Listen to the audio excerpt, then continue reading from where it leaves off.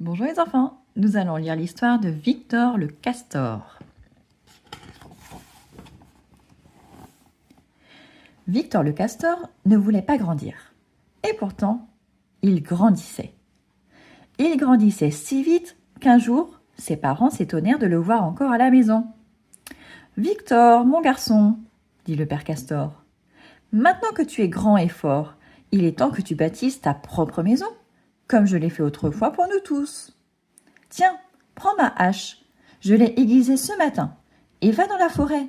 Choisis-toi un bel arbre, ni trop vieux, ni trop frêle, coupe-le bien proprement, puis cherche un endroit calme au bord de la rivière, où tu pourras t'installer et fonder ta propre famille. « Mais j'ai déjà une famille, dit Victor. Pourquoi voulez-vous que je m'en aille ? » « Parce qu'il est grand temps que tu te maries, répondit la mère castor. « Me marier ? Mais je n'ai pas envie de me marier. »« Allons, ne discute pas tant, dit le père castor, et fais ce que l'on te demande. » Craignant de fâcher ses parents, Victor n'insista pas davantage. Il prit la hache que lui tendait son père et lui promit de construire une belle cabane. Puis il embrassa tendrement sa mère avant de s'en aller vers la forêt. « Bon voyage, mon garçon ! Adieu, et ne nous oublie pas !»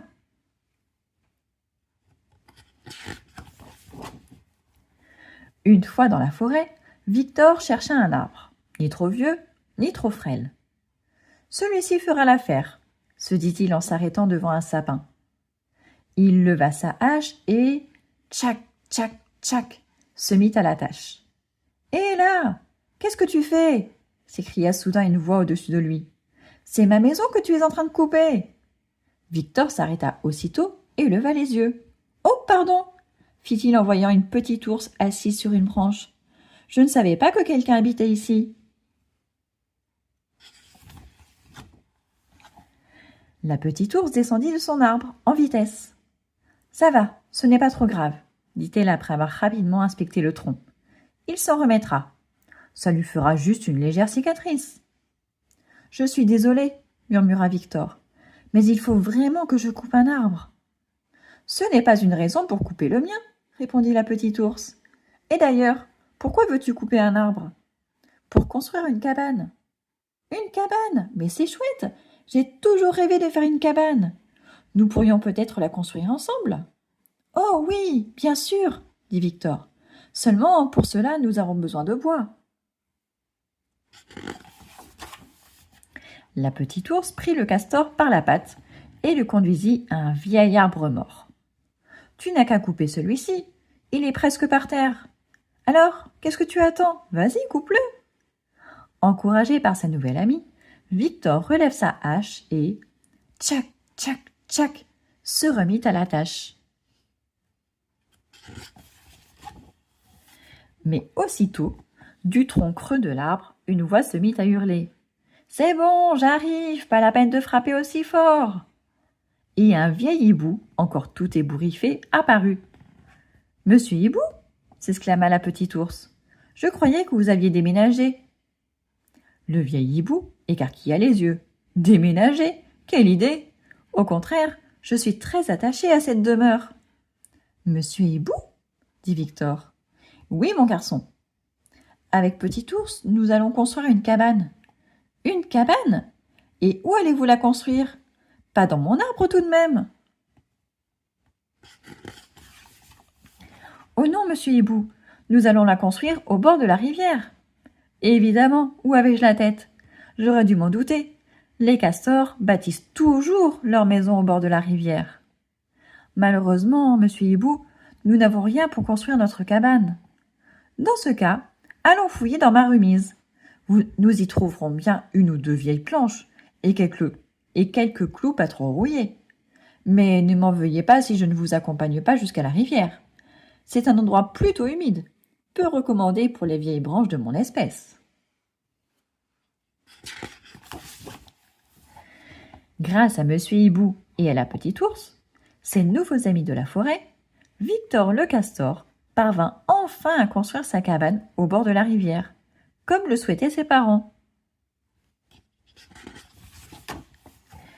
Vraiment, c'est une bien jolie maison que tu as là, lui dit la petite ours. Oui, répondit Victor, elle est vraiment très réussie. J'espère que tu m'y inviteras souvent. Reviens quand tu veux, petit ours.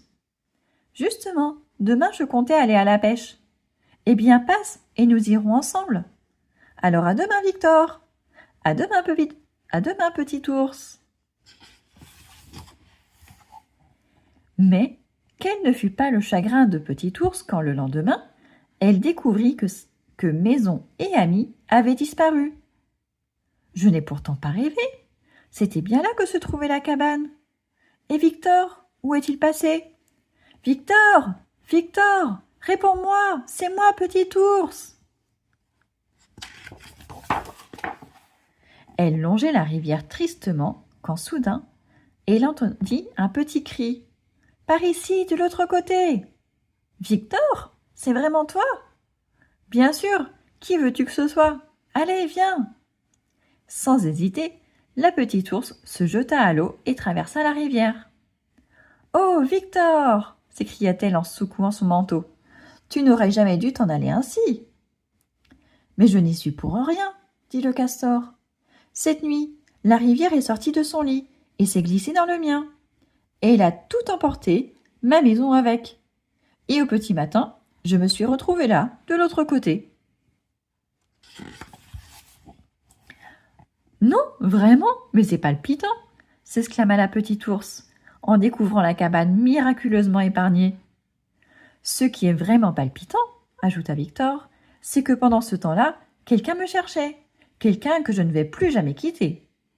Elle doit être bien jolie, dit la petite ours, en essayant de cacher sa déception.